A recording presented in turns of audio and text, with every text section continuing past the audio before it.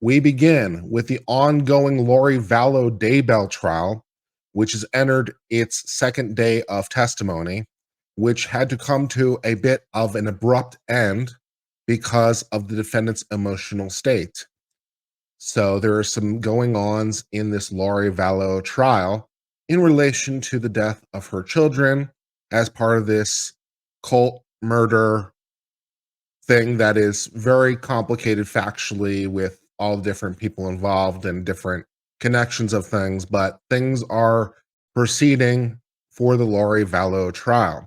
The triple murder trial for Lori Vallow Daybell, who is a doomsday cult connected mother of two dead children and also two dead former husbands, continues with the second day of testimony in Idaho. Vallow and her fifth and current husband, Chad Daybell, stand accused of the murder of Joshua Vallow and Tylee Ryan, her children, and also were indicted for the murder of Tammy Daybell, the first wife of Chad Daybell, who has also been married before. On Monday, jurors heard testimony from Kay Woodcock, J.J. Vallow's grandmother, who described how the defendant over years had made a metamorphosis from very engaged and doting mom to someone who didn't want her adoptive sons anymore. So, okay. The state's second witness was the ex-husband of Vallow's niece. They claimed that the alleged doomsday belief system and knew when the then missing children were, accusing an ex-wife of conspiring with her uncle in order to kill people. So a lot of different things happening on the stand. Detective Ray Hermoso was called to the stand, became involved on November 1st after being contacted by Fremont County to locate the Jeep used in the attempted murders that are also part of this case. They met with the medical examiner on June 11th and briefed them about what they're going through. They dressed up and are ready to be signed in. The staff brought out the body bag with JJ remains. They then opened the bag, took photos, and cut the plastic bags to reveal the remains. The detective saw the little boy in red pajamas, white plastic bag around his head, duct tape from chin to forehead, arms duct tape with several layers, feet bound. The juries, of course, got to see all these images as part of the trial as well. There was a child's blanket on top of him. They cut the bag off JJ's head. Underneath the bag was duct tape from jawline to jawline. They cut the duct tape away from the head and arms. He was wet from decomposition.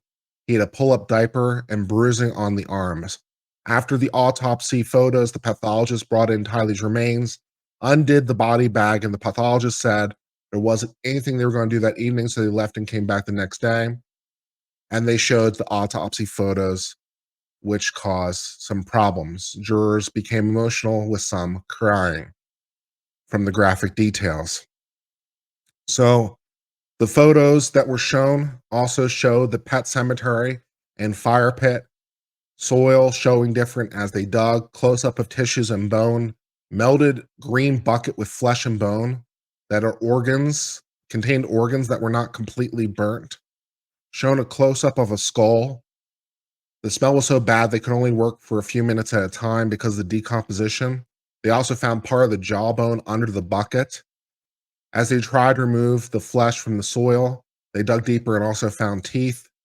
They show what was inside of the bucket, charred bone and flesh, eye socket, causing a lot of disturbance in the courtroom. Lori asked to waive her presence at testimony for the remainder of the day.